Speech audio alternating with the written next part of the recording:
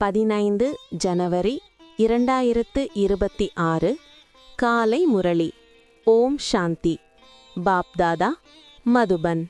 இனிமையான குழந்தைகளே, உங்களின் வாயிலிருந்து ஒருபோதும் ஹே ஈஸ்வரா, ஹே பாபா என்ற வார்த்தைகள் வெளிவரக்கூடாது.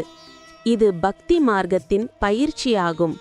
கேள்வி: குழந்தைகளாகிய நீங்கள் வெண்ணிற ஆடையை ஏன் விரும்புகிறீர்கள்? இது எந்த விஷயத்தின் சின்னம், அடையாளமாகும்? பதில்: இப்போது நீங்கள் இந்த பழைய உலகத்தில் வாழ்ந்து கொண்டிருந்தாலும் இறந்து விட்டீர்கள். ஆகவே உங்களுக்கு வெண்ணிற ஆடை பிடிக்கிறது. இந்த வெண்ணிற ஆடை மரணத்தை நிரூபிக்கிறது. யாராவது இறந்து போனால் அவர்கள் மீது கூட வெண்ணிற ஆடையை போடுகிறார்கள். குழந்தைகளாகிய நீங்கள் கூட இப்போது இறந்து வாழ்ந்து கொண்டிருக்கின்றீர்கள். ஓம் சாந்தி.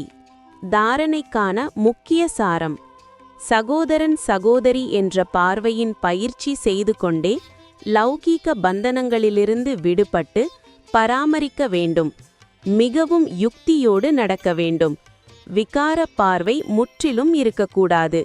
இறுதி காலத்தில் முழுமையான தூய்மையாக வேண்டும். 2. பாபாவிடமிருந்து முழு சொத்தை அடைவதற்கு நன்கு படிக்க வேண்டும். பதீத பாவனர் பாபாவுடன் நினைவை இணைத்து தூய்மையாக வேண்டும். வரதானம்: தன்னுடைய சம்பூர்ணதாவின் ஆதாரத்தின் மூலமாக நேரத்தை அருகாமையில் கொண்டு வரக்கூடிய மாஸ்டர் படைப்பாளராக ஆகுக. நேரம் உங்களுடைய படைப்பு.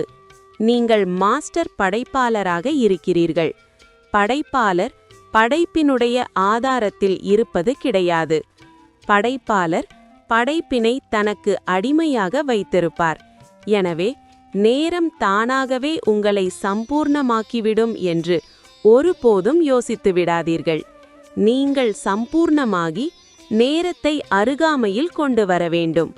எந்த ஒரு தடைகள் வந்தாலும் நேரத்தின் அனுசாரம் அது கண்டிப்பாக சென்றுவிடும்.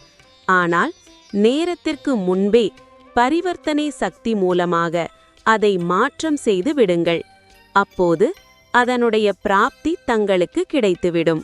நேரத்தினுடைய ஆதாரத்தில் நீங்கள் மாற்றமடைந்தால் அதனுடைய பிராப்தி உங்களுக்கு கிடைக்காது. ஸ்லோகன்: கர்மம் மற்றும் யோகத்தில் சமநிலை வைப்பவர்கள்தான் உண்மையான கர்மயோகி. அவ்யக்த சமிக்கை: இந்த அவ்யக்த மாதத்தில் பந்தன் முக்தாக இருந்து ஜீவன் முக்த் மனோநிலையை அனுபவம் செய்யுங்கள். எதுவரை கர்மேந்திரியங்களை ஆதாரமாக எடுக்கிறீர்களோ அதுவரை கர்மம் செய்துதான் ஆக வேண்டும். ஆனால் கர்ம பந்தனத்துடன் அல்ல, கர்ம சம்பந்தத்துடன். ஜீவன் முக்த் நிலை என்பது வெற்றியும் அதிகம், மேலும் கர்மத்தின் சுமையும் இல்லை என்பதாகும். யார் முக்த் விடுபட்ட விடுதலை நிலையில் இருக்கிறார்களோ அவர்கள் சதா வெற்றி மூர்த்தியாகத்தான் இருப்பார்கள். ஜீவன் முக்த் ஆத்மா சதா பெருமையுடன் சொல்வார்கள், அதாவது வெற்றி நிச்சயிக்கப்பட்டது, வெற்றி பிறப்புரிமை. ஓம் சாந்தி.